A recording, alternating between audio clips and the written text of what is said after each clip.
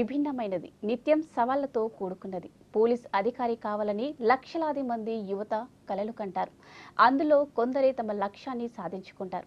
అలాంటి పోలీసు ఉద్యోగంలో 30 ఏళ్ల పాటు సేవలందించిన రిటైర్డ్ ఏసీపీ అంజయ్య గారితో వారి అనుభవాలు అడిగి తెలుసుకుందాం. నమస్తే సార్. నమస్తే అమ్మా. నమస్కారం సార్. నమస్తే సార్. అసలుకి మీరు బీఎస్సీ బీఈడీ చేసి ఈ వృత్తిలోకి ఎందుకు వచ్చారు? అసలుకి అంటే బీఎస్సీ బీఈడీ అంటే జనరల్గా బీఈడీ చేసిన వాళ్ళందరూ టీచర్లోకి ఉపాధ్యాయ వృత్తి అనేది చాలా గౌరవప్రదమైంది. ఎంతో మందిని విద్యార్థులను తయారు చేసి దేశభక్తికి అందిస్తుంటారు కాబట్టి సో అలాంటి వృత్తిలోకి వెళ్లకుండా చాలా ఛాలెంజింగ్ జాబ్ అయినటువంటి పోలీస్ వృత్తిలోకి ఎందుకు వచ్చారని అడుగుతున్నారు మా యాంకర్ నవీన గారు. అమ్మ, నేను వాస్తవానికి ఈ పోలీసు ఉద్యోగంలోకి కోరి మనసు పడేం రాలేదు. ఉపాధ్యాయుడిగా ప్రవేశించాను. ఉపాధ్యాయుడిగా కొంతకాలం పనిచేసి అక్కడి నుంచి మెరుగైన జీవితాన్ని పొందాలనేటువంటి ఆకాంక్షలో భాగంగా ఈ ఎన్నో పరీక్షలు రాశాను. ఈ పోలీసు ఉద్యోగానికి ఆ క్రమంలో సెలెక్ట్ కావడం జరిగింది.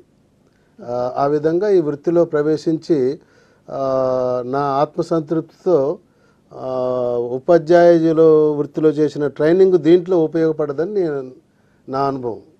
అంజయ్ గారు, దాదాపు మీరు 3 దశాబ్దాలు అంటే 30 ఏళ్ళకు పైగా మీరు పోలీసు వృత్తిలో జాబ్ చేశారు. అయితే ఎన్నో అనుభవాలు మీరు చూసుంటారు, ఎన్నో ఘటనలు జరిగి ఉంటాయి మీ ఉన్నటువంటి కాలంలో. అయితే మనం ఈ విషయాలు మాట్లాడే కంటే ముందుగా అసలు మీ కుటుంబ నేపథ్యం ఏంటండి? అంటే మీరు ఎక్కడ జన్మించారు, మీ తల్లిదండ్రులు, విద్యాభ్యాసం, ఆ వివరాలు చెప్పండి. కృష్ణమోహన్ గారు, మాది ఒక చిన్న కుగ్రామము. ఊరి పేరు సూర్యాపేట జిల్లాలో, ఇప్పుడు సూర్యాపేట జిల్లాలో కోదాడ తాలూకా కృష్ణాపురం అనే గ్రామము. ఈ జిల్లాలో చివరి గ్రామం ఇది. అక్కడ మధ్యతరగతి కన్నా ఇంకా కిందే ఉన్నటువంటి ఒక వ్యవసాయ కుటుంబంలో నేను పుట్టడం జరిగింది. నా తల్లిదండ్రులు బుడిగ రంగయ్య, లక్ష్మమ్మ పూర్తిగా వ్యవసాయం మీద ఆధారపడే శ్వాసగా బతికేటువంటి కుటుంబం అది. మేము కూడా వ్యవసాయ పనులు అన్నీ చేశాము. మా విద్యాభ్యాసం మొత్తం కూడా ప్రాథమిక విద్య నుండి ప్రాథమికోన్నత విద్య వరకు మొత్తం కూడా అనంతగిరి మా పక్క విలేజ్లో జరిగింది. తర్వాత అన్ని ప్రభుత్వ పాఠశాలలోనే చదువుకోవడం జరిగింది. తర్వాత కోదాడ కళాశాలలో బీఎస్సీ వరకు చదివి తర్వాత బీఈడీ చేసిన తర్వాత టీచర్ ఉద్యోగం చేసి మీకు ఇంతకుముందు చెప్పినట్టుగా ఈ పోలీసు రావడం జరిగింది. ఇక మాకు పెద్దగా ఇదంటూ ప్రత్యేకత చాలా కష్టపడి అన్ని కుటుంబాల లెక్కనే ఆ రోజుల్లో కష్టపడటం తప్ప వేరే దగ్గర మార్గం లేదు. అప్పుడు మేము ఆ విధంగానే ఈ బాటలోకి రావడం జరిగింది. అంజయ్ గారు, మీరు అంటే ఈ సబ్ ఇన్స్పెక్టర్గా ఎంపికయ్యారు కదా, అసలు ఈ జాబ్లోకి ఇన్స్పిరేషన్ ఎవరు ప్రోత్సాహం అందించారు మీరు ఇందులోకి రావడానికి? మాకు ఆ రోజుల్లో ఉన్నటువంటి మా కళాశాల అధ్యాపకులు వైవి రెడ్డి గారు కానీ, తర్వాత కొంతమంది లెక్చరర్స్, వారి యొక్క విద్యాబోధన విలువలు, తర్వాత ఆత్మాభిమానంతో కూడుకున్నటువంటి మా కళాశాల మొత్తం కూడా వామపక్షవాదానికి బలమైనటువంటి కేంద్రంగా ఉండేది. ఇంకా వేరే ఆర్గనైజేషన్స్ ఉన్నప్పటికి కూడా ఇవి బలంగా ఉండేది. అటువంటి వాతావరణంలో పెరిగినటువంటి మాకు మేము ఏదో చిన్న పల్లెటూరు నుంచి వచ్చేసరికి ఆ వాదాలు లేకపోతే ఆ రకమైనటువంటి ఒక్కసారి మాకు మేకప్ చేసినట్టుగా అనిపించింది. తర్వాత సొసైటీని కొంత చదవటం కానీ లేకపోతే ఆ రకంగా ఎట్లా బతకాలి, ఎట్లా ఉండాలి అనేటువంటి దాని మీద మేము కొంత వరబడి చేశాము. తర్వాత దాంట్లో సరే జీవితం కొరకు బీఈడీ చేసినప్పటికి కూడా నేను మొదట చెప్పినట్టుగా ఈ ఎస్ఐ ఉద్యోగంలోకి రావటం అనేది చాలా అంటే అప్పుడు ఉద్యోగాలలో ఈరోజు ఉన్నటువంటి కలంకాలు, చాలా అవాంఛనీయమైనటువంటి ఆరోపణలు కానీ కలంకాలు కానీ ఉండేవి కావు. మేము ఎగ్జామ్ రాసి ఇట్లా వచ్చేస్తే మా పని ఎగ్జామ్ రాయటమే, రిజల్ట్ అనేది ఆటోమేటిక్గా చాలా స్వచ్ఛందంగా వచ్చేది. మా సెలక్షన్ బోర్డులో అప్పుడు విజయరామారావు గారు, వ్యాస్ గారు, కృష్ణమూర్తి గారు వీరంతా చాలా పకడ్బందీగా మాకు ధర్మబద్ధంగా ఎవరి సామర్థ్యం వాళ్ళ మేరకు సెలక్షన్ చేయటం జరిగింది. నిష్పక్షపాతంగా జరిగింది. మేము సెలెక్ట్ అయ్యి నువ్వు సెలెక్ట్ అయ్యావు, నువ్వు పలానా రోజు ట్రైనింగ్ అనేంత వరకు మాకు అసలు మేము సెలెక్ట్ అయ్యామన్న విషయం కానీ ఎగ్జామ్ రాసి వచ్చాం అంతే. ఇక దాని గురించి వేరే ఇంకొక రెండో ఆలోచన లేదు మాకు. ఆ విధంగా మాకు సెలక్షన్ వచ్చిన తర్వాత మాకు ట్రైనింగ్ అనంతపూర్ ట్రైనింగ్ అని సెంటర్ అని చెప్పేంత వరకు. మీరు ఎంపీ గారు కదా సార్, అంటే సబ్ ఇన్స్పెక్టర్ ఎంపీ గారు కదా, ఆ ఎంపీ సెలక్షన్ మోడ్ ఎట్లా జరిగింది, ఆ ట్రైనింగ్ వివరాలు, మీకు ఎక్కడ ట్రైనింగ్ ఇచ్చారు, ఆ ట్రైనింగ్ వివరాలు కూడా చెప్పండి. మొదటి పోస్టింగ్ ఎక్కడ జరిగింది? మాకు ఎంపిక ఇప్పుడున్న పద్ధతి సాధారణమేనండి. అప్పుడు ప్రిలిమ్స్ ఉన్నది, తర్వాత మెయిన్ ఎగ్జామ్ ఉంది, మెయిన్ తర్వాత ఇంటర్వ్యూ ఉంది మాకు. అప్పుడు ఇంటర్వ్యూలో ప్రిలిమ్స్, మెయిన్స్, ఇంటర్వ్యూ మూడు లెవెల్, త్రీ లెవెల్స్ జరిగింది. 3 లెవెల్స్ జరిగిన తర్వాత మాకు ముఖ్యంగా ఇంటర్వ్యూలో మాకు వ్యాస్ గారు, కృష్ణమూర్తి గారు, విజయరామారావు గారు వారు మీ బ్యాక్గ్రౌండ్ ఏంటని అడిగారు నన్ను. వ్యవసాయం అనగానే సీజన్స్ అడిగారు. సీజన్ తర్వాత పంటల గురించి అడిగారు. మరి ఆ రోజు వారి ఆప్షన్లు ఏమో నాకు తెలియదు కానీ లెగుమిన్సీ కుటుంబము, పెసర, మినుము పంట కాలము అవి లోతుగా అడిగారు. సరే, సహజంగా నేను వ్యవసాయం చేసి ఉన్నా కాబట్టి చెప్పిన తర్వాత నాకు అంతే రెండు ప్రశ్నలే అడిగారు. 2 ప్రశ్నలకి నేను చేసే పని అడిగారు, రిలేటెడ్గా అడిగారు. తర్వాత ఇక మాకు సెలక్షన్ వచ్చిన తర్వాత అనంతపూర్ ట్రైనింగ్ అయిందండి. Anantapur training is the best training centre. అది బ్రిటిష్ కాలం నాటి ట్రైనింగ్ సెంటరు కాబట్టి అక్కడ మాకు గొప్ప వ్యక్తులు చాలా, అంటే ప్రిన్సిపుల్డ్గా మాకు పెద్దన్న గారని అంకిత భావం ఉన్నటువంటి వైస్ ప్రిన్సిపాల్ ఉన్నారు. ఆయన మాకు ట్రైనింగ్ పోలీస్ ట్రైనింగ్ అంటే పోలీస్ ట్రైనింగ్ గానే ఇచ్చారు. ఎటువంటి మళ్ళీ బయట చాలా ప్రేమగా ఉంటారు. ఆయన గ్రౌండ్లో మాత్రం చాలా డ్యూటీకి లేకపోతే ఆ విధి విధానాలకి మమ్మల్ని ది బెస్ట్ ఆఫీసర్స్గా చేయటంలో ఉన్నటువంటి కమిట్మెంటు ఆయన అసలు మా ఉద్యోగంలో మేము తెలిసి తెలియక వచ్చినప్పటికి కూడా మనం ఇట్లా చేయాలనేటువంటి స్ఫూర్తి ఫస్ట్ పెద్దన్న గారి ద్వారా అంకిత భావం అనేది ఆయన ద్వారా మాకు అలవర్చిందండి. ట్రైనింగ్ ఎన్ని నెలల కాలం పట్టిందండి మీకు అప్పుడు ట్రైనింగ్? మాకు ట్రైనింగ్ మొత్తం 9 నెలలు వాస్తవానికి. ఒక 15 డేస్ అటు ఇటుగా పెరడ్ వచ్చేసరికి 9 months 10 months అవుతుంది. మా యాంకర్ నవీన్ ఏదో అడగాలనుకుంటున్నారు. ట్రైనింగ్ చేస్తూ ఉన్నా అంటే మీరు ఆ సమయంలో ఎలా, మీ ఫీలింగ్ ఏంటి సార్? అసలు ఎలా ఫీల్ అయ్యారు? ఎక్కడ ట్రైనింగ్ పీరియడ్లో అమ్మ ఆల్రెడీగా నేను అప్పటికి వీడియో ఉద్యోగం చేస్తున్నాను. టీచర్ వదిలిపెట్టి వీడియోకి పోయాను. వీడియో రిజైన్ చేసి దానికి పోయాను. భయము తర్వాత కాకపోతే మేము పూర్తిగా వ్యవసాయంలో రాటుదేలి ఉన్నాం కాబట్టి ట్రైనింగ్లో చేసేటువంటి ఎక్సర్సైజెస్ కానీ లేకపోతే ఆ ప్రాక్టీసెస్ కానీ పెద్ద కష్టం అనిపించలేదు. అయితే వెపనరీ తర్వాత రోప్ క్లైంబింగ్ కానీ అంటే వేరియస్ ఈవెంట్స్ ఉంటాయి. ఆ ఈవెంట్స్ అన్నీ కూడా మమ్మల్ని శారీరకంగా సమర్థవంతంగా చేసేటువంటి ప్రక్రియలో భాగంగా చేయబడతాయి. అవి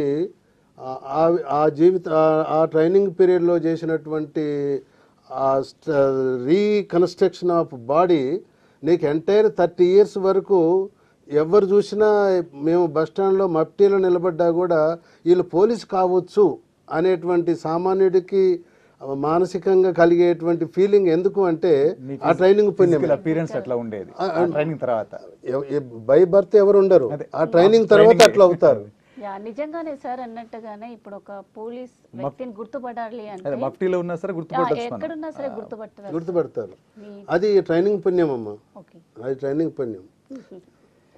అంటే 20 ఏళ్ల క్రితంతో పోలిస్తే పోలీసింగ్లో వచ్చిన మార్పులు వివరిస్తారా సార్? అమ్మ, ఇప్పుడు మేము ఉద్యోగంలో ఎంటర్ అయ్యే నాటికి ఇప్పుడు గత 5-10 సంవత్సరాల ఉన్నటువంటి ఎంటైర్ పోలీసింగ్కి కంప్లీట్ చేంజ్ ఉందమ్మా. అంటే ఈ మేము ఈ పాత పోలీసుకి కొత్త పోలీసుకి కొంత సంధి వారధులుగా ఉన్నాం. కానీ మాకన్నా ముందున్న ఆఫీసర్సు మా తర్వాత ఇప్పుడు వచ్చిన ఆఫీసర్స్ని అంచనా కట్టాలంటే చాలా కష్టం. ఎందుకంటే డిజిటల్ పోలీసింగ్ కానీ సైబర్ క్రైమ్స్ కానీ ఇవాళ వచ్చేటువంటి నవీన పోకడలో ఉన్నటువంటి టెక్నాలజీ ఏదైతే వచ్చిందో ఇవాళ నభూతో నభవిష్యతి. అప్పుడు ఆ రోజుల్లో ఎంతో కష్టపడితే సాధించలేనటువంటి ఒక అచీవ్ కాలేనటువంటి విషయాన్ని క్షణాల్లో పిల్లలు ఈరోజు సిస్టమ్ ముందు కూర్చొని దాన్ని డిటెక్ట్ చేయగలుగుతున్నారు. ఇదంతా టెక్నాలజీ. అంటే మీ కాలానికి ఇప్పటికి చూస్తే ఏంటంటే మీరు చెప్పిన దాన్ని బట్టి ల్యాండ్ లైన్ ఫోన్కు స్మార్ట్ ఫోన్కు మధ్య ఉన్న తేడా ఉందంట. అవునండి. ఇప్పుడు అంతకన్నా ఇంకా ఇవాళ టు బి ఫ్రాంక్ నేను ఒప్పుకుంటాను. ఇప్పుడు పిల్లల ఉద్యోగాలు పోలీసు ఉద్యోగంలో ఎట్లా చేస్తున్నారంటే కొన్ని వింగ్స్లల్లా నేను మీతో పాటు కొన్ని సందర్భాల్లో హౌ ఇట్ ఈస్ పాసిబుల్ లే అనే ఆశ్చర్యకరంగా ఉండేటువంటి నా డిపార్ట్మెంట్ అయినప్పటికీ కూడా నేను చేరలేని విషయాలు ఇప్పుడు చాలా వచ్చినాయి. చాలా అప్డేట్ అయ్యారు. టెక్నాలజీకి అనుగుణంగా వెళుతున్నారు డిపార్ట్మెంట్ వెళ్తుంది. సార్, మీరు after training first posting sub ఇన్స్పెక్టర్గా ఎస్హెచ్ఓ స్టేషన్ హౌస్ ఆఫీసర్ అంటారు కదా. సో ఫస్ట్ పోస్టింగ్ ఎక్కడ ఇచ్చారు? సో మీకు ఏ ప్రాంతంలో ఇచ్చారు? మీకు ఫస్ట్ ఎఫ్ఐఆర్ చేసినటువంటి కేసు ఏంటి? ఆ వివరాలు చెప్పండి. మాకు ఇది బేసిక్ ట్రైనింగ్ అయిన తర్వాత వెపన్స్లో మళ్ళా స్పెషల్గా ట్రైనింగ్ ఇస్తారు. డిచ్పల్లిలో జరిగింది మాకు అది. తర్వాత మెదక్ డిస్టిక్ అలాట్ అయ్యాను నేను. మెదక్ డిస్టిక్లో వేరియస్ పోలీస్ స్టేషన్స్లో ఆ రోజుల్లో బాగా నక్సల్స్ ప్రభావిత ప్రాంతాలుగా ఉన్నటువంటి ఏరియాలు ఉండేవి. దాంట్లో మా ఎస్పీ గారు అప్పుడు మాలకొండయ్య గారు వాల్యూస్కి నిలువెత్తు నిదర్శనం. ఆయన ఒక రకంగా చెప్పాలంటే మాకు చాలా అదృష్టము. ఆయన అలాంటి ఆఫీసర్ మా దాంట్లో వృత్తిలో మేము అడుగుపెట్టాం ఆధ్వర్యంలో. తర్వాత మేము వేరియస్ పోలీస్ స్టేషన్లలో ఒక 6 months మేము ప్రాక్టికల్ ట్రైనింగ్ చేస్తాం. అంటే ఈ ప్రాక్టికల్ ట్రైనింగ్లో ఉన్నటువంటి అంటే కొన్ని రోజులు కానిస్టేబుల్ డ్యూటీస్, కొన్నిసేపులు హెడ్ కానిస్టేబుల్, కొన్ని ఎస్హెచ్ఓ, అంటే డిఫరెంట్ పోలీసు బేసిక్ ఆఫీసర్స్ మేము కాబట్టి ఎంటైర్ దాని యొక్క స్ట్రక్చర్ని పరిచయం చేస్తారు ఈ 6 నెలల్లో. తర్వాత ఇండివిజువల్ పోలీస్ స్టేషను మాకు జిన్నారం అని మెదక్ డిస్టిక్లో ఒక ఇండస్ట్రియల్ ఏరియా పోలీస్ స్టేషను నేను జరగటం జరిగింది. దాంట్లో అక్కడ ఒక ఛాలెంజింగ్ కేసు అంటే అప్పుడప్పుడే పోలీసింగ్ తర్వాత అప్పటికి నేను కొంత ఎక్స్పీరియన్స్గానే వచ్చాను. ఎందుకంటే టీచర్గా చేశాను, వీడియో చేశాను కాబట్టి ఉద్యోగంలో మిగతా నా సహచర మిత్రుల కన్నా కొంచెం నేను మానసికంగా ముందు అంటే ఏజ్ పరంగా కూడా పెద్దవాడిని ఉండేవా. అక్కడ జరిగింది ఒక డెజర్ట్ ఏరియాలో అంటే కంప్లీట్ అటవీ ప్రాంతంలో ఒక మహిళా శవం. మహిళ అంటే ఎందుకు అంటున్నామంటే మహిళ అనడానికి ఆడ ఏం లేదు, ఓన్లీ ఒక శారీ జాకెట్ అవి ఉన్నాయి, ఎముకలు ఉన్నాయి. ఉన్న తర్వాత సమ్ మర్డర్ జరిగిందని చెప్పి కేసు రిపోర్ట్ అయింది. అయిన తర్వాత మేము వెళ్తే మా ఇన్స్పెక్టర్ గారు వాళ్ళందరం పోతే ఆడ చూడటానికి ఏం లేదు. నామినల్గా డాక్టర్ కూడా ఆడికే పిలిచాము. డాక్టర్ పోస్ట్ మార్టం చేయడానికి కూడా ఏం లేదు, కంప్లీట్గా ఎముకలు తప్ప ఏం లేవు. అటాప్సీ రిపోర్ట్ కూడా పెద్దగా ఏం లేదు. అంటే అసలు death cause cannot be find out. అయితే మాకు ట్రైనింగ్లో చెప్పినటువంటి హెడ్ కానిస్టేబుల్స్ కానీ లేకపోతే వాళ్ళు సీన్ ఆఫ్ అఫెన్స్ చూడటం అనేది ఒక ఆర్ట్. పోలీస్ ఆఫీసర్కి సీన్ విజిట్ చేయటం, సీన్ని క్షుణ్ణంగా పరిశీలించటం అనేది ఒక కళాత్మకమైనటువంటి ఒక పోలీస్ ఆఫీసర్కు ఉండవలసినటువంటి ఒక మంచి క్యారెక్టర్ అనేటువంటి నాకు నేర్పినటువంటి పాఠం. అయితే అట్లా అబ్జర్వ్ చేస్తూ ఉండగా ఈ లేడీ ఒక కాలు ఇట్లా బహుశా అంటే ఆడ స్ట్రగుల్ అయ్యే సమక్షంలో టైంలో ఒక కాలు పొదలోకి వెళ్ళిపోయింది. పొదలోకి వెళ్ళిపోయి ఆ పొదలో చిక్కిపోయింది. అది అంటే థిక్ కంప పొద. దాంట్లో అది తప్ప ఆ కొంచెం కాలు తప్ప మిగతా శరీరం అంతా అడవి జంతువులు తినేసినాయి. డీకంపోజ్గా ఎండిపోయినాయి. ఇంకా అయిన తర్వాత ఆ కాలుకి ఈ మెట్టెలు అంటాం కదా, ఇట్లా మెట్టెలు 2 మెట్టెలు ఉన్నాయి. సరే ద మోస్ట్ దాన్ని బయటికి లాగేసి 2 మెట్టెలు తీసుకున్నాం.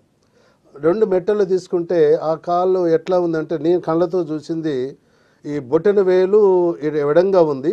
ఈ బొటన వేలు అనుకుంటే బొటన వేలు ఈ 2కి ఎడంగా ఇట్లా ఉన్నాయి. ఈ 2వ వేలుకి సహజంగా స్త్రీకి మెట్టెలు ఉంటాయి. ఆ మెట్టెలు కంచు మెట్టెలు ఇంతలా ఉన్నాయి.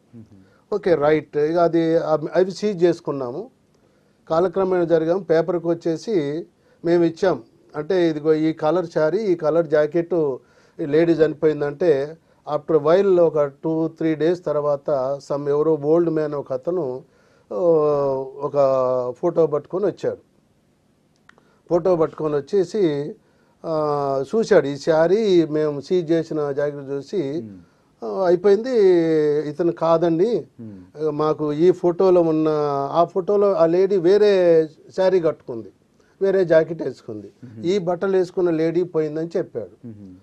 అయితే ఆ టైంలో నేను పోలీస్ స్టేషన్లో లేను, out of the police station ఉంటే వీళ్ళు తీసుకొచ్చారు. తీసుకొచ్చిన తర్వాత ఆ ఫోటో ఇచ్చిపోయాడు. వాడు ఇచ్చిపోయిన తర్వాత పోతూ సరే నేను వచ్చిన తర్వాత ఆ కేసు ఏమన్నా అయిందా అని అడిగితే సంబడి ఎవరో 2 వచ్చారు సార్, చూశారు అని అన్నాడు. ఒక కానిస్టేబుల్ సార్ వాడు పోయేటప్పుడు బాధపడుకుంటూ పోయాడు సార్ అని నాకు మాట చెప్పాడు. అవునా, బాధపడుకుంటూ పోయాడా, మరి కాదన్నాడు కదా. రైట్, మర్చిపోయాం. వాడు ఇచ్చిన ఫోటో నా టేబుల్ మీద ఉంది. ఆ టేబుల్ మీద అట్లాగే ఉంది, ఆ ఫోటో ఉంది. ఓనాడు ఆ పేపర్ వెయిట్ నేను ఈవినింగ్ ఇట్లా జిన్నారంలోనే ఇట్లా తిప్పుతా ఉంటే ఆ పేపర్ వెయిట్ పోయి ఆ ఫోటో మీద ఆగింది. నా దృష్టి ఇట్లా చూసేసరికి ఆ లేడీకి ఆ మెట్టెలు ఏవైతే ఉన్నాయో ఆ ఫోటోలో పూర్తిగా దిగుతారే, పాత రోజుల్లో wife and husband full photo స్టూడియోలో దిగింది. ఇట్లా చూస్తే ఆ ఫోటోలో ఏళ్ళు ఇట్లా ఉన్నాయి. నేను ఆ సీన్లో అక్కడ ఇప్పుడు చూశాను కాబట్టి నాకెందుకో స్ట్రైక్ అయింది. వై నాట్, ఇది ఇట్లా ఉందని చెప్పి మేము ఏదైతే సీజ్ చేయించామో మెట్టెలు తెప్పించాం. మెట్టెలు తెప్పించి మెట్టెలు చూస్తే సేమ్ ఉన్నాయి. లేదు వాడు ఎవడొచ్చాడో వాడి మా వాళ్ళు ఒక నోట్బుక్లో రాసుకుంటారు. మళ్ళీ తెల్లారిదోలే ఆ ముసలివాడిని తర్వాత వేరే వాడిని పిలిపించి మా పద్ధతిలో వాడిని కొద్దిగా బెదిరించాం. ఒప్పుకున్నాడు వాడు, ఈ సీరా జాకెట్ మా వివే అని చెప్పాడు. ఇక అది ఎట్లా అయింది, ఎందుకయింది, కేసు డిటెక్ట్ అయింది, అక్యూజ్డ్ దొరికారు. అంటే దాంట్లో ఎక్కడ కూడా ఇక మిగతా కేసు విషయాలు పోలీసులు దొరుకుతారు, అంతవరకు వచ్చిందంటే దొరికినరు అని మొత్తం అయింది. సరే అదంతా ఇప్పుడు వద్దు. కానీ అంటే ఒక మీరు ఫస్ట్ ఎక్స్పీరియన్స్ అడిగారు కాబట్టి చాలా అంటే నేను ఇన్వాల్వ్ కావటం వల్ల నాకు నేర్పిన హెడ్ కానిస్టేబుల్ ఎవరైతే సీన్ ఆఫ్ అఫెరెన్స్ చూడటం వల్ల ఎట్లా చేస్తావు అనేది ఇది ఒక సంతృప్తికరమైనటువంటి కేసు. ఫస్ట్ కేసునే అంత ఈజీగా అంటే మీరు ఆల్రెడీ అనుభవం ఉంది కాబట్టి కొంత నేర్చుకున్నటువంటి దానికి కొంచెం ఇన్వాల్వ్ అయితే నా ఇప్పుడు నేను చెప్పేది ఏంటంటే సరే ఎంత సర్వీస్ తర్వాతనైనా నువ్వు ఏ పని చేసినా ఆ పనిలో ఇన్వాల్వ్ అయితే ఇది నేను తప్ప నేను చేయకపోతే ఇంకెవరు చేయలేరు అనుకుంటే రిజల్ట్ వస్తుంది, ఎవరికైనా వస్తుంది.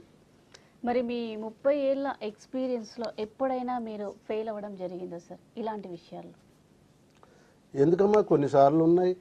ఇప్పుడు ఆ పోలీస్ ఆఫీసర్ అంటే అన్నీ సక్సెస్ అవుతామని ఏం లేదు.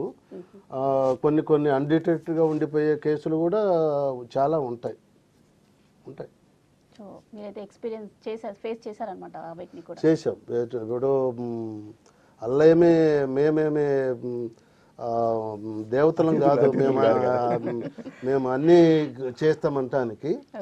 కాకపోతే ఏంటంటే మనము మనం ఆ ప్రొఫెషన్లోకి వచ్చినాము అంటే కొంత కమిట్మెంటు, కొంత వాల్యూస్ అనేది ఇప్పుడు మనము చెప్పినా మీ ప్రేక్షకులు కూడా చూస్తుంటారు.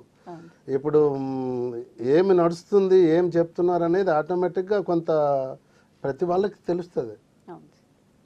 మరి పోలీసులో మెజారిటీ అవినీతి పరులనే వాదన ఉంది కదా, మరి దీనిపై మీ కామెంట్స్ ఏంటి?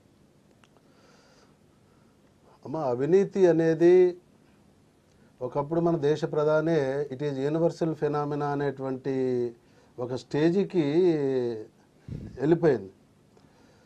దాన్ని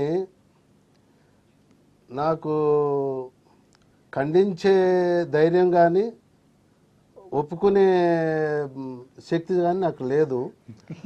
అది ఒక రకంగా అంతర్లీనంగా ఉంది.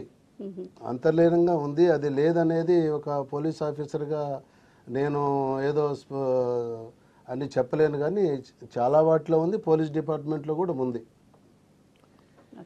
సో మీకు అంటే పోలీసు వృత్తిలో సో ఎలాంటి సవాళ్ళు ఎదురవుతాయి సార్ జనరల్గా మీకు ఉండేటువంటి ఇది? పోలీసు వృత్తిలో కృష్ణమోహన్ గారు ఏ ఉద్యోగానికి లేనంత టెన్షను, ఏ ఉద్యోగానికి లేనన్ని సవాళ్ళు, నువ్వు భార్యతో సినిమా చూస్తున్నా కూడా నీ మైండ్ ఇంకో కేసు గురించి ఆలోచిస్తూనే ఉంటుంది. నిజమైన పోలీస్ ఆఫీసర్స్కి రిటైర్ అయ్యేంత వరకు హ్యాపీగా ఉండగలిగే మహానుభావులు ఎవరన్నా ఉంటే కొద్ది పర్సంటేజ్ ఉంటారు, ఉంటే వాళ్ళ అదృష్టవంతులు. విరామం అనేది ఉండదు. మానసికంగా విరామం అంటూ ఉండదండి. శారీరకంగా సరే ఇంటికి పోతాము, ఇంటికాడ పోతాము, బ్రష్ చేస్తాము, మీతో పాటు స్నానం చేస్తాం, టిఫిన్ చేస్తాం, అన్నీ చేస్తాం, కానీ శారీరకంగా ఉంటుంది. మానసికంగా అయితే నిజమైన పోలీస్ ఆఫీసర్స్కి రెస్ట్ ఉండదండి. అంటే సైకలాజికల్గా 24 hours మీ బటన్ ఆన్లోనే ఉంటుంది. ఉండవలసింది. నువ్వు ఎప్పుడు స్విచ్ ఆఫ్ చేయడానికి వీల్లేదు. స్విచ్ ఆఫ్ చేయడానికి వీల్లేదు. సార్, న్యాయ సలహాల కార్యక్రమం చాలా ఇంట్రెస్టింగ్గా నడుస్తుంది. ఇప్పుడు మన ప్రోగ్రాంలో ఒక చిన్న బ్రేక్ తీసుకుందాం. Stay with us.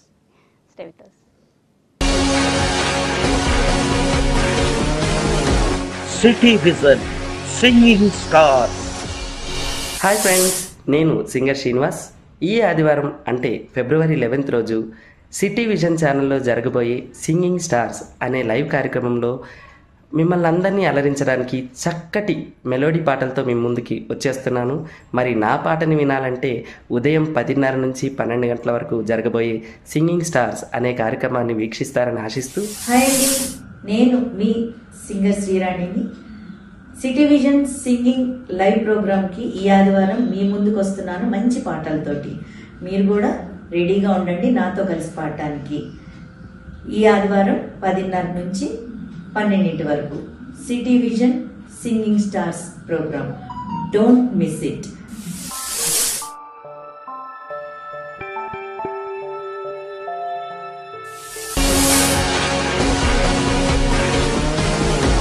City vision singing stars. సోమవారం రోజు సిటీ విజన్ మీ ముందుకు తీసుకురాబోతున్న ప్రోగ్రామ్. ప్రతి రోజుకు ఒక ప్రాముఖ్యత ఉంటుంది. Best of the day.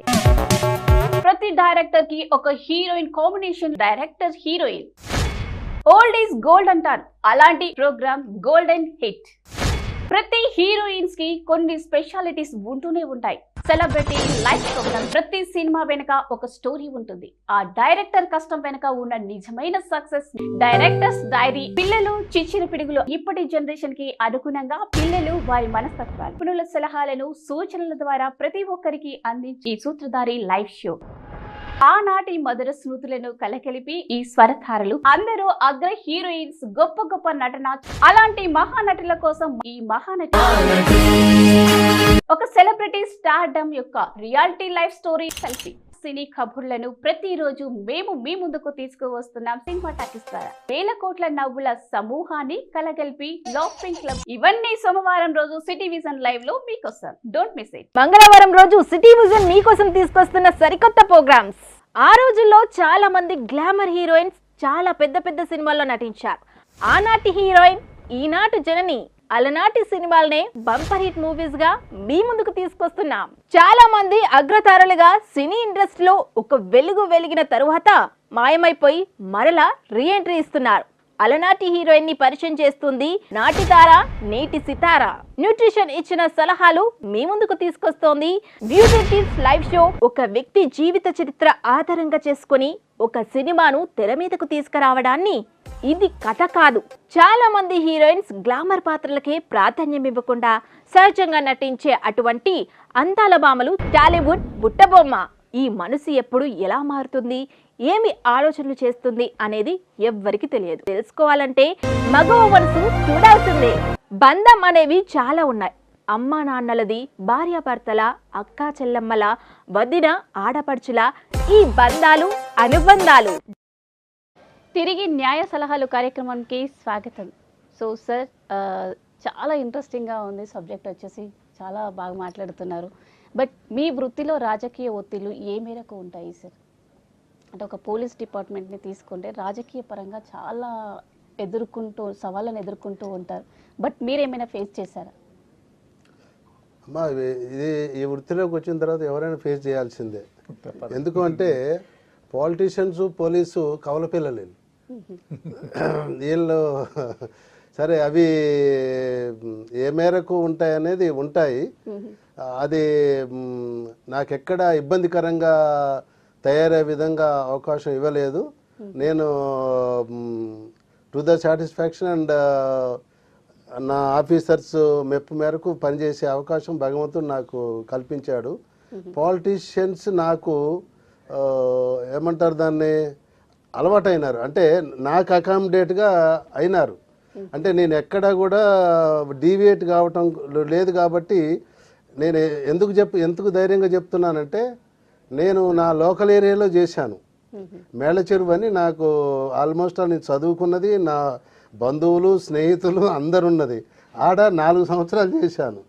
కాకపోతే ఒకటే, ఏదన్నా డిసిషన్ ఉంటే ఒక ఆఫీసర్ కానీ నేను ఫస్ట్ 3 మంత్స్లో మనం ఏంది అనేది, ఎటువంటి క్యారెక్టరు, ఎక్కడ ఈల్డ్ అవుతాము, ఎక్కడ మేల్డ్ అవుతాము అనేది ప్రజలు కంక్లూజన్కి వస్తారు. మన దగ్గర ఏ పనులు అవుతారు, ఏ పనులు కావు, రాజకీయం వింటామా వినమా, న్యాయమా అన్యాయమా అనేది ఒక మెసేజ్ వెళ్ళిపోతే ప్రజలు కూడా మన నుంచి ఎక్స్ట్రాడినరీ థింగ్స్ ఎక్స్పెక్ట్ చేయరమ్మా. మనం ఎట్లా పని చేస్తాము అనే విషయాన్ని కంక్లూజన్కి వాళ్ళే రైట్ జడ్జెస్. కాబట్టి పాలిటీషియన్స్ ఇన్వాల్వ్మెంట్ ఉన్నా నాకు ఇబ్బందికరంగా ఎప్పుడు జరగలేదు. అంటే మా యాంకర్ నవీన్ గారు అడిగే ఉద్దేశం ఏంటంటే, పోలీసు వృత్తిలో ఉన్న వారికి రాజకీయపరంగా కొన్ని కేసుల విషయంలో కొంచెం అనేది ఉంటుంది. ఖచ్చితంగా వాళ్ళ యొక్క ప్రమేయం ఉంటుంది. కాబట్టి ఆ కేసు నుంచి బయటపడేయడానికి లేకపోతే ఇతరత్ర కొన్ని కేసుల్ని అప్పుడు కొంచెం మీరు ఇన్ఫ్లుయెన్స్ అయ్యే అవకాశం ఉంటుందా అన్నది తన క్వశ్చన్. కొన్ని సందర్భాలలో ఉంటుంది. ఏముంటుంది, వాడిని మేము లోపటేసామనుకోండి, బయట కూర్చోబెట్టమని రిక్వెస్ట్ చేస్తారు. మనం వాడిని ముందే బయట కూర్చోబెట్టామండి, ఇంటికి పోయి వస్తాడండి, రేపు వస్తాడు, ఎట్లాగ బయటనే ఉన్నాడంటే వీడు ఎట్లాగ అడుగుతాడు అనుకుంటే నాలాంటి వాడు ఏం చేస్తాడంటే ముందే లోపటేస్తాడు. ముందే లోపటేస్తే ఆయన అడుగుతాడు, సరే మీరు అడిగారు కాబట్టి లోపల కూర్చోబెట్టే బదులు బయట కూర్చోబెడుతున్నా అంట. కాబట్టి ముందు పాలిటీషియన్స్ మమ్మల్ని చదవటం కాదు, మేము పోస్టింగ్లో పోయినప్పుడు ఇక్కడ ఉన్న ఏరియా ఎవడు పాలిటీషియన్ ఎటువంటి వాడు ఏం అడుగుతాడు అనేది మేము వాళ్ళని స్టడీ చేస్తే, వాడు ఏం అడుగుతాడో ఇంతవరకు అడుగుతాడు దానికన్నా ముందు ఎనుక్కుంటే వాడు అడిగినప్పుడు ఈడికి వస్తాము. అంత తప్ప ఎప్పుడు వీళ్ళు కాలేదు. అంటే జనరల్ గా మీరే వాళ్ళని రీడ్ చేస్తారు ముందే, వాళ్ళకి తగ్గట్టుగా మీరు వాడి కోసం ఇప్పుడు ఎవరికైనా ఏముందండి సాటిస్ఫాక్షన్, ఇప్పుడు ఓహో నేను చెప్పాను కాబట్టి సాటిస్ఫై లోపల వేసిన వాడిని బయట కూర్చోబెట్టాడు, ఇంటి భోజనం అలో చేశాడు, వాడు ఇంటి భోజనం తేకపోతే మా చేతి సమురు మేము పెట్టుకోవాలి. ఆ బాధ అంతా ఎందుకు? ఇంటికి లేదు, వాడిని రాత్రిపూట ఎవడు కాపలాగా వస్తాడు, వాడు పొద్దున్నే వస్తాడంటే పొద్దున్నే వదిలిపెడతాడు. ఏమంతా కొంపల ముంచి కేసే ఉండవు కదా, అది చిన్న చిన్నవి. అంటే కన్సర్న్ చూపించినట్టుగా నటిస్తారు అంతే.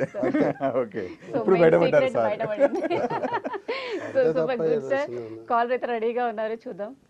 హలో హలో హలో అండి, నమస్తే. నా పేరు రాము అండి. రాము గారు ఎక్కడి నుంచి కాల్ చేస్తున్నారు? ఎల్బీ నగర్ నుంచి మాట్లాడుతున్నాను. సో లైవ్ చూస్తున్నారండి? చూస్తున్నామండి. సో మనతో పాటు ఏసీపీ అంజయ్య గారు ఉన్నారు. సో మీకు ఎలాంటి డౌట్స్ ఉన్నా కూడా న్యాయపరమైన సార్తో మాట్లాడాలి అనుకుంటే మాట్లాడవచ్చు. హలో, నమస్కారం సార్. నమస్తే అండి. నా పేరు రాము సార్. ఒకటి నాకు పాత జడ్జిమెంట్ కావాలి సార్. పాత జడ్జిమెంట్ అంటే 43, 90, 80 ఆదిలాబాద్ కోర్టులో ఒక కేసులో నేను ముద్దాయిని. అయితే అది ఎట్లా తీసుకోవాలి అని చెప్పగలుగుతారా సార్? మీకు జడ్జిమెంట్ కాపీ కావాలి అదేనా? జడ్జిమెంట్ కాపీ కావాలి. నేను కోర్టులో వాళ్ళు చాలా అడిగాను, అది కోర్టు మారింది, ఆ బండలు మారిన చెల్ల తిరిగి అలసిపోయాం. వాళ్ళు రికార్డ్ లేదండి తర్వాత అంటే నేను హైదరాబాద్ నుంచి 2-3 సార్లు పోయినాం కూడా. కానీ అప్పుడు కరోనా పీరియడ్ లో వాళ్ళు లోపల పోనీయలే రానియలే. అది సలహా చెప్పండి సార్. ఒక హత్య కేసులో జడ్జిమెంట్ కాపీ కావాలి. అది 12వ తారీఖు శిక్ష పడ్డది, 12వ తారీఖు 80. దానికి ఒకటే అండి, మీరు కన్సర్న్ కోర్టు కానీ ఏ పోలీస్ స్టేషన్ నుంచి ఆ కేసు ఫైల్ అయిందో ఆ పోలీస్ స్టేషన్ నుంచి మీ ఆ కేసు నెంబర్ ఏమైనా ఉంటే ఆ కోర్టులో ఆ విధంగా ప్రయత్నం చేస్తే దొరకాలండి, అంత తప్ప ఇంకా వేరే మార్గం లేదు. ఓకే, థ్యాంక్ యూ అండి. కోర్టు నంబర్ వాళ్ళు కూడా అదే అడిగారు. థ్యాంక్ యూ అండి రాము గారు, థ్యాంక్ యూ ఫర్ కాలింగ్. ఇంకా మీకు మోర్ దెన్ ఇన్ఫర్మేషన్ అనుకుంటే కింద స్క్రోల్ నెంబర్కి కాల్ చేసినట్టయితే ఒకసారి మీకు కావాల్సిన ఇన్ఫర్మేషన్ మీకు అందబడుతుంది. Sir continuation. అంజయ్ గారు, మీరు ఇన్స్పెక్టర్గా చాలా పోలీస్ స్టేషన్లో విధులు నిర్వహించి ఉంటారు కదా. సో చాలా టెరిఫిక్గా ఉన్న కేసులు అంటే చాలా భిన్నమైన కేసులు చూసుంటారు. సో దాంట్లో మీరు పెక్యులర్గా ఇది అనిపించిన కేసు ఏమైనా ఉందండి? నేను షాద్నగర్ ఇన్స్పెక్టర్గా ఉన్నప్పుడు హైవే డెకాయిటీస్ అయినాయండి. హైవే డెకాయిటీస్ అంటే కంటైనర్స్, బాంబే బెంగళూరు నుంచి వచ్చేటువంటి కంటైనర్స్ని ఒక గ్యాంగ్ ఒక సర్టన్ ప్లేస్ ఎన్నుకొని వాళ్ళు దాన్ని రాబ్ చేస్తున్నారు. వాళ్ళ వెహికల్ ఉంటుంది ఒకటి, చేస్తున్నారు. దాంట్లో ఉన్న మెటీరియల్ మొత్తం లిఫ్ట్ చేసుకొని ఆ బండి కాగితాలతో సహా తీసుకెళ్తారు. ఎక్కడన్నా ఎవడన్నా చెక్ చేస్తే ఆ బండి ఫెయిల్ అయింది, ఈ బండిలో ఏ కాగదు అంటే ఎటువంటి ఇబ్బంది లేకుండా తీసుకెళ్తారు. అట్లా నెంబర్ ఆఫ్ కేసెస్ అయినాయి. అప్పట్లో నా వృత్తి ధర్మంగా నేను ఇంకొకటి భగవంతుడి కృతజ్ఞతలు చెప్పుకోవాలి. ఇంతకుముందు చెప్పాను మీకు, మాలకొండయ్య గారి పేరు ప్రస్తావన చేయడం జరిగింది. ఆ తర్వాత నా ఉద్యోగ జీవితంలో వచ్చినటువంటి ఆఫీసర్లు సురేంద్రబాబు గారు, తర్వాత శివధర్ రెడ్డి గారు, తర్వాత శ్రీనివాసరెడ్డి సార్, కొత్తకోట శ్రీనివాసరెడ్డి సారు, చారు సిన్హా మేడం, అమిత్ గార్గు, ప్రవీణ్ కుమార్ సారు, శ్రీకాంత్ గారు, ఇట్లా నాకు వచ్చినటువంటి ఆఫీసర్స్ అందరు కూడా వాళ్ళ యొక్క ప్రవృత్తిలోనే కాదు, వృత్తిలో ప్రవృత్తిలో కూడా అత్యున్నత ప్రమాణాలను ఆచరిస్తున్న వాళ్ళు. కాబట్టి నేను వాళ్ళని చూసి వీళ్ళలాగా మనం కొంత మారితే బాగుండు మనకు అనేటువంటి ఇన్స్పిరేషన్గా ఉన్నటువంటి ఆఫీసర్స్ పనిచేయటం జరిగింది. ఈ షాద్నగర్లో ఈ డెకాయిటీ కేసు అప్పుడు నా ఏరియాలో ఒక కేసు అయింది. ఈ షాద్నగర్కి బెంగళూరు నుంచి పెబ్బేరు నుంచి ఆల్మోస్ట్ ఆల్ శంషాబాద్ వరకు మహబూబ్నగర్ డిస్టిక్కే హైవే ఉండే. అయితే అక్కడ దాంట్లో ఉన్నటువంటి ఆ సాధక బాధకాలు బట్టి చారు సిన్హా మేడం గారు నన్ను ఇన్ఛార్జిగా చేశారు ఈ కేసు డిటెక్ట్ చేయమని. ఎక్కడా క్లూస్ లేవు.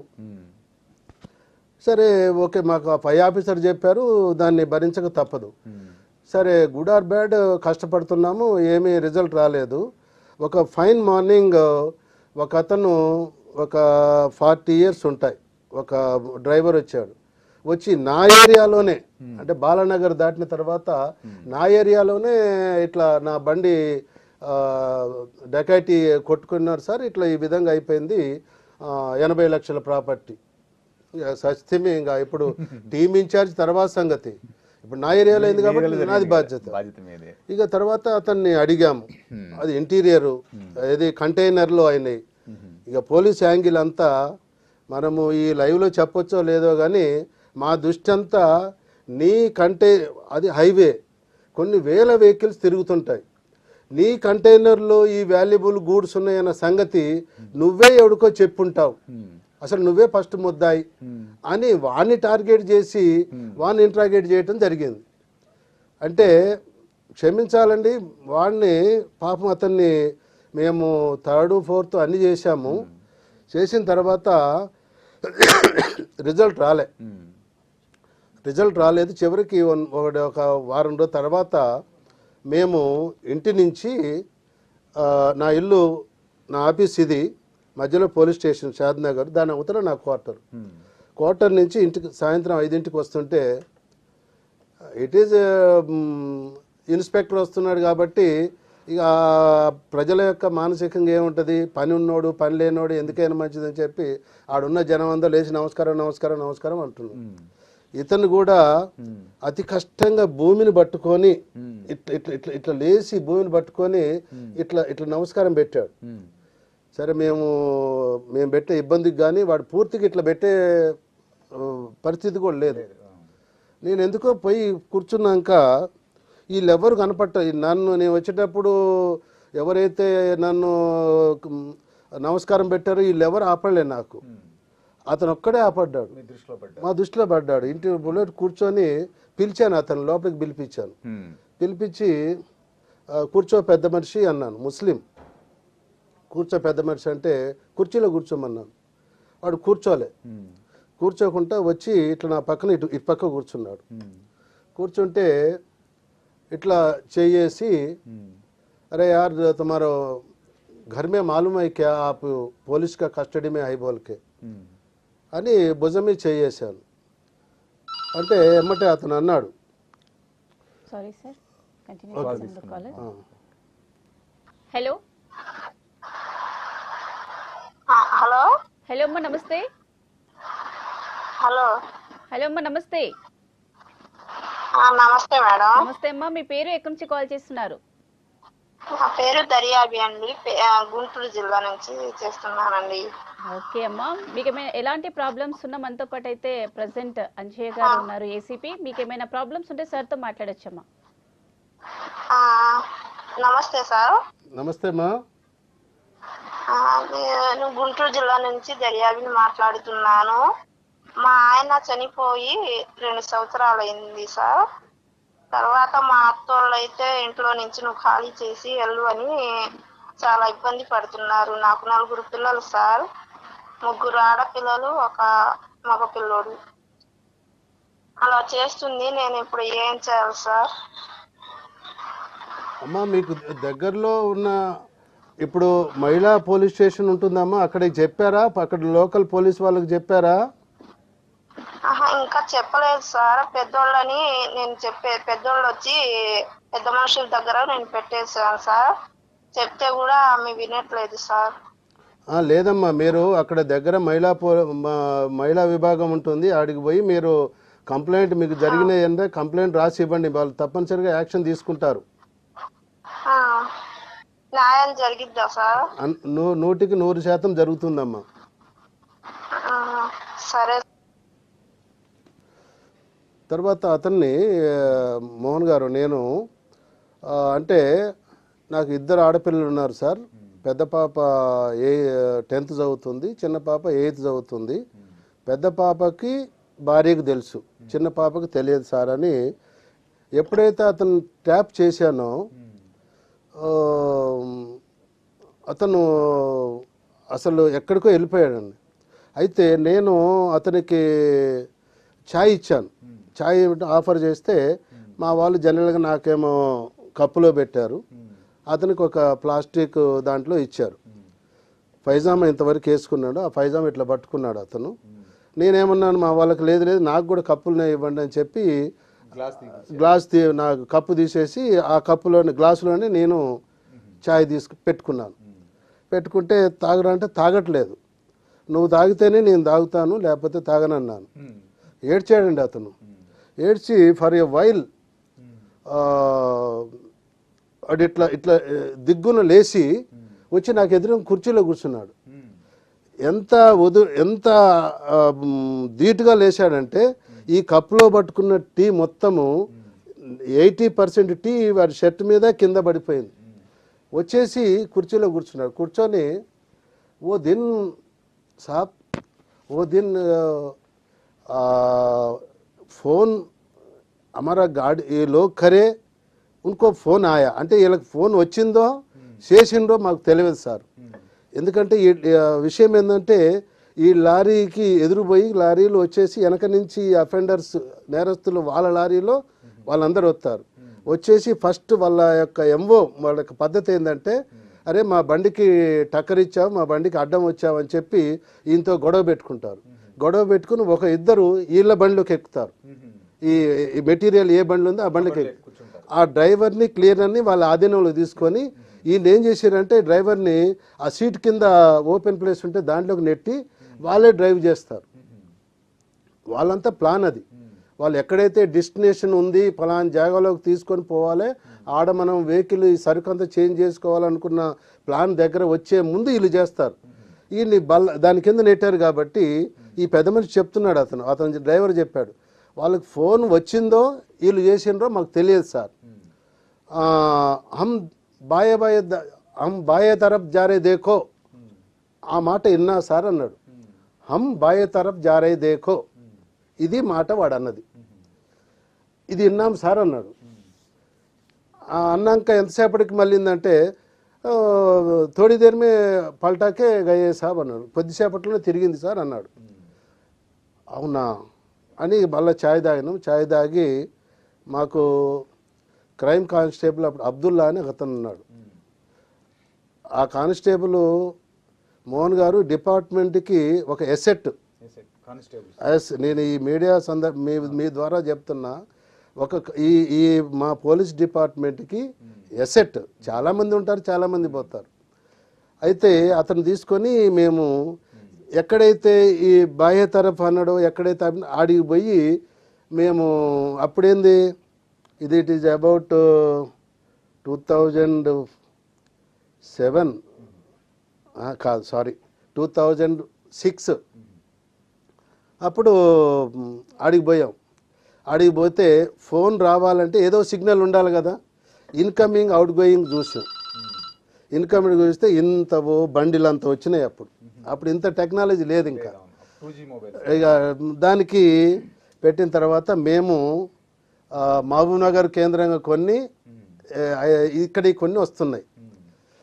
అప్పుడు ఏం చేశాము, ఇప్పుడు మేమే అనుకొని ఆ కొత్తూరు ఏరియాలో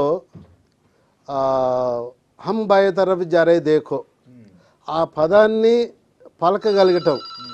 నార్త్ ఇండియన్స్ ఏ విధంగా అంటారు, ఈ బెంగాల్ వాడైతే ఏ విధంగా అంటాడు, బీహార్ అయితే ఏ విధంగా అంటాడు, వాడిని తీసుకొచ్చి హమ్ బాయే తరఫ్ జారే దేఖో అట మేము టెక్నికల్గా చేస్తే ఒక్కొక్కడు 18 సెకండ్ల నుంచి 23 సెకండ్లు వస్తుంది.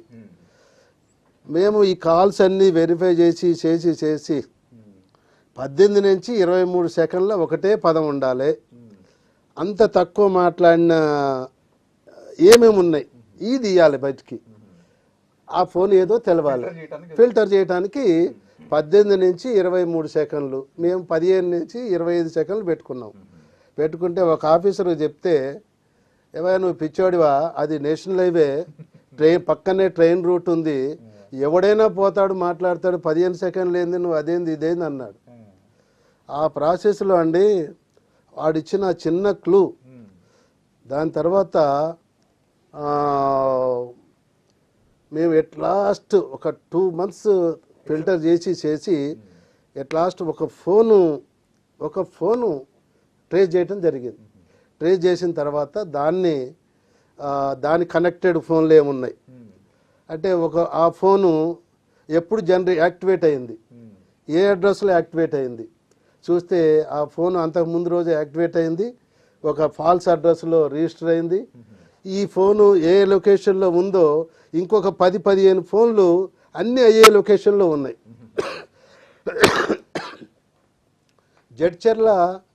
జడ్చర్లకి 11:30కి పోయినారు, ఈ ఫోన్ పోయింది. మరి ఫోన్ పోయినవాడు 11:30కి పోయిందంటే హార్డ్ అవర్స్లో పోయాడు, రిలేటివ్ అయితే ఆ నైట్ ఉండాలి. అది తెల్లవారుజామున 5 గంటలకి కూకట్పల్లి ఏరియా వచ్చింది. ఆ తర్వాత ఇక ఎక్కడ లైవ్లో లేదు, రైట్. ఆ టైంలో తెల్లవారుజామున 11:30కి జడ్చర్లో ఉన్న దీని కనెక్టెడ్ ఫోన్లు ఏమున్నాయి, కూకట్పల్లిలో 5 గంటలకు కనెక్టెడ్ ఫోన్లు ఏమున్నాయి అంటే ఇక తర్వాత మా పని ఈజీ అయింది. 11:30కి దీంతో పాటు ఏదైతే 10-15 ఫోన్లు ఉన్నాయో 5 గంటలకు అయ్యే ఫోన్లు ఉన్నాయి. ఈ 5 ఫోన్లల్లో ఈ ఫోన్ అయితే క్లోజ్ అయింది, కానీ ఈ మిగతా ఏవైతే ఫోన్లు దాని అసోసియేట్ ఫోన్స్ ఉన్నాయో ఒక్క ఫోన్ లైవ్లో ఉంది, బాంబేలో ఉంది. అప్పుడు ఆ బాంబే ఫోను ట్రేస్ చేయడానికి వరకు ఇక్కడ ఆఫీసర్స్ సలహాతోని రాజీవ్ త్రివేది గారు అప్పుడు వారి బ్యాచ్మేట్ అక్కడ క్రైమ్ ఆఫీసర్ ఉంటే వారికి చెప్పడం, వారు మ్యాక్సిమం సర్వీస్ ఎక్స్టెండ్ చేయటం, అఫెండర్స్ని ట్రేస్ చేయటం, దాదాపు 3 కోట్ల ప్రాపర్టీ రికవరీ అయింది. 3 కోట్ల రికవరీ అయింది. అంటే ఇట్ ఈజ్ ఆల్ మీ భార్య పిల్లలకు తెలుసా, ఇంట్రాగేషన్ అన్నీ మీరు అనుకునే 3rd డిగ్రీ 4th డిగ్రీ అన్నీ అయిపోయి ఒక చిన్న ఛాయ్, ఒక పలకరింపు ద్వారా హమ్ బాయ్ తరఫ్ జారే దేఖో అనేటువంటి పదము 3 కోట్ల ప్రాపర్టీ రికవరీ చేసింది. ఇక ఈ ప్రాసెస్లో మేడం గారు, చారుసిన్హా మేడం గారు మాకు ఎంత సపోర్ట్ అంటే అబ్బో ఎక్స్ట్రా అసలు ఆ మహతల్లి. మీరు చెప్తున్నటువంటి స్టోరీ ఏ డైరెక్టర్ ఎవరైనా క్రియేటివ్ రైటర్ ఉంటే కనుక డెఫినెట్ గా సినిమా తీస్తారు, ఎందుకంటే అంత ఇన్నోవేటివ్ గా ఉంది అంటే ఆలోచించిన విధానం. నా ఈ సినిమా తీస్తే హీరో నేను కాదండి, వాడు ఎవరైతే బాహ్య తరఫు జారే దేఖో అన్నాడో ఆ క్లూ ఇచ్చిన ఆ మహానుభావుడిది. జనరల్ గా ఇట్లాంటి క్లూస్ కు సంబంధించి ఇంట్రెస్టింగ్ స్టోరీస్ వస్తుంటాయి. మేము అంటే మేము ఇన్వాల్వ్ అయ్యి చేసిన కేసులు అండి ఇవి. ఓకే రైట్ సార్, మరి మీరు ఇప్పుడు 30 years ఈ ఫీల్డ్లో ఉన్నారు కదా, ఈ వృత్తిలో ఉన్నారు. బట్ ఎప్పుడైనా మీకు అనిపించిందా భార్యకు కానీ పిల్లలకు కానీ దూరంగా ఉండి, అంటే ఎంతో సఫర్ అయి ఉంటారు మీరు, భార్య పిల్లలకు దూరంగా ఉండి ఈ వృత్తిలో ఇంత డే అనక పగలనక కష్టపడుతూ ఉన్నారు. ఎప్పుడైనా మీకు ఆ ఫీలింగ్ అనిపించిందా, లేకపోతే నాకు ప్రజలైనా ఒకటే ఇంట్లో వాళ్ళైనా ఒకటే అని ఎప్పుడైనా ఆ థాట్లో ఉన్నారా మీరు? అట్లా యాక్చువల్గా ఈ ఉద్యోగం నేను ఇష్టపడి చేశాను కాబట్టి నాకు ఎప్పుడూ కష్టం అనిపించలేదమ్మా. నేను ఏ అచీవ్మెంట్ చేసినా ఎవడు పోయినా నిండుగా ఎదురుగా నా అవసరం ఉన్న వ్యక్తి పని అయిన తర్వాత కళ్ళు మూసుకొని 2 చేతులు జోడించి నీ కడుపు చల్లగా ఉండయా అనేటువంటి ఆ మాట కొరకు నేను 1000 ఏనుగుల బలం వచ్చేది. సరే అన్నీ నా ఒక్కడికే కాదు, ప్రతి పోలీస్ ఆఫీసర్కి కుటుంబంతో ఉండే ఇబ్బందులు ప్రతి చోట ఉంటాయి. దాంట్లో మేము కుటుంబము అంటే ఉద్యోగం చేయలేము, ఏ పోలీస్ ఆఫీసర్ చేయలేడు. అవును, కాకపోతే దూరంగా ఉంటూ మిస్ అవుతూ ఉంటారు కదా, సో మీకు ఏమన్నా సమయం కేటాయించలేము, లేకపోతే వాళ్ళు సరదాలు చేయలేము, మేము ఫంక్షన్స్కి పోలేము. మా బంధువులు అనుకుంటారు ఓ ఆయన పెద్ద పోలీస్ ఆఫీసర్ మన చిన్న ఫంక్షన్కి రాడనుకుంటారు. ఎన్నో అపవాదులు వస్తాయి కానీ మేము అది మా చేతిలో లేని పరిధి అది. ఓకే, మరి విఐపి భద్రత విషయంలో ఎలాంటి సిస్టమ్ని ఫాలో అవుతారు సార్ మీరు? యాక్చువల్గా విఐపి భద్రత అనేది ఒక స్పెషలైజ్డ్ విభాగం ఉంటుంది. ఉన్నప్పటికి కూడా మా ఏరియాలో జరిగినప్పుడు స్థానిక ఆఫీసర్గా I have to monitor entire all wings, అన్ని సెక్యూరిటీ వింగ్స్తో పాటు ప్రజల నాడి ఆ విఐపికి ప్రోగ్రామ్ ఉన్నటువంటివి, ఎగ్నెస్ట్గా ఉండేటువంటివి, ఆయన వస్తే ఏమేమి జరుగుతాయి ఏమేమి పోతాయి అనేటువంటి ఎక్సర్సైజ్ చేయాల్సింది మొత్తం లోకల్ ఆఫీసర్గా నా బాధ్యత. ఒక పిఎం కానీ లేకపోతే సీఎం గారు కానీ వచ్చినటువంటి పరిస్థితుల్లో అట్మోస్ట్ ప్రికాషనరీ తీసుకోవాల్సి ఉంటుంది. అది ప్రతి చోట జరిగేటువంటి ఒక ప్రొసీజరల్ స్టెప్స్ ఫాలో అయితే మిగతా ప్రోగ్రామ్ అంతా ఈజీగా అయిపోతుందమ్మా. పైగా సీనియర్ ఆఫీసర్స్ ఎట్లాగా ఉంటారు. మీరు మీ పని చేసినటువంటి లిమిట్స్లో సెక్యూరిటీ ఇచ్చే క్రమంలో అట్లాంటి ఎక్స్పీరియన్స్ ఏమైనా ఉందా సార్? అంటే ప్రత్యేకంగా మాకేమి ఎక్స్ట్రాడినరీ జరగలేదండి. ప్రతి చోట చేసాం.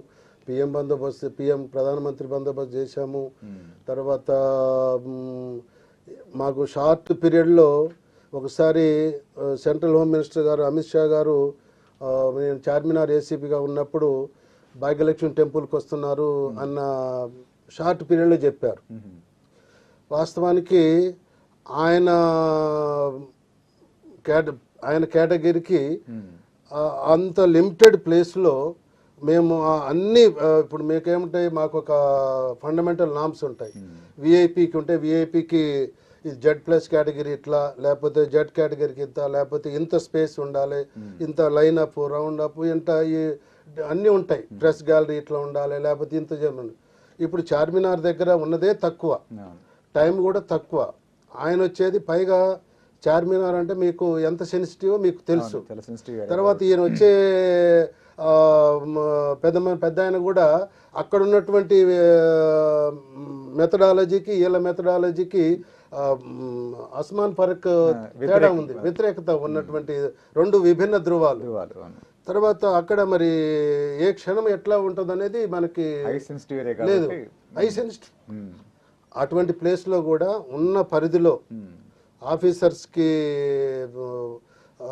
అంటే మేము ఆఫీసర్స్కి చెప్తాం, ఇట్లా చేద్దాం ఇట్లా చేద్దాం, ఇది నా బాధ్యత, ఇట్లా ఏం కాదు ఇట్లా అంటే. ఎంత సీనియర్ ఆఫీసర్కైనా కూడా లోకల్ ఆఫీసర్ ఒక ప్లాన్ గీసి ఈ విధంగా ఆయనకి ఎన్నో డౌట్లు ఉంటాయి. ఇగో ఇది కాదు సార్, ఇగో ఇట్లా నేను నా భరోసా ఉంది అని ఆయన కాన్ఫిడెన్స్ క్రియేట్ చేస్తే అప్పుడు సీనియర్ ఆఫీసర్స్ నా సిపి గారు కానీ తర్వాత మిగతా ఆఫీసర్స్ డీసీపీ వాళ్ళు right Anjaiah though it is కొంత సెన్సిటబుల్ ఉన్నా కూడా ఇంతకన్నా ఆల్టర్నేట్ లేదు కదా అని చెప్పి అలో చేయటం జరిగింది.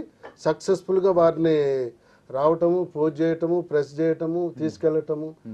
అంటే అది బిగినింగ్ నుంచి ఆయన డిపార్ట్ అయ్యేంత వరకు చాలా టెన్షన్ పడ్డ పరిస్థితి. మీరు చార్మినార్ ఏరియాకు ఏసీగా పనిచేస్తున్న టైంలోనే ఇది జరిగింది. అవును, సెక్యూరిటీ ఇవ్వడం జరిగింది. అవును, ఎందుకంటే మిగతా ఏరియాలలో డయాస్ ఉంటుంది, డీరింగ్ ఉంటుంది, పెద్ద ఇప్పుడు విఐపి గ్యాలరీ ఉంటుంది, రకరకాల గ్యాలరీస్, తర్వాత పబ్లిక్ ఉంటారు. ఈ గ్యాలరీలో ఉన్న వాళ్ళందరినీ కూడా మేము సెన్సిటైజ్ చేసి వడపోసి పంపుతాం, ప్రోటోకాల్ ప్రకారం పంపుతాం. కాబట్టి కొంత మాకు వెసులుబాటు ఉంటుంది. ఇక్కడ లేదు, ఇప్పుడు విఐపి ఉండాలి, అందరానే ఉండాలి. So thank you sir, thank you very much. న్యాయ సలహాల కార్యక్రమంకి వచ్చి చాలా చక్కగా ఎక్స్ప్లెయిన్ చేసినందుకు మీకు ధన్యవాదాలు సార్. మోహన్ గారు మీకేమని చెప్పాలి? చాలా మంచి విషయాలు షేర్ చేసుకున్నారు సార్. మరొకసారి మిమ్మల్ని కలిసే ప్రయత్నం చేస్తాం. Thank you very much sir. Thank you sir, thank you very much. So ఇదండి ఇవాల్టి న్యాయ సలహాల కార్యక్రమం. మరో న్యాయ సలహాల కార్యక్రమంలో మళ్ళీ కలుసుకుందాం. అంతవరకు చూస్తూనే ఉండండి సిటీ విజన్. నమస్తే.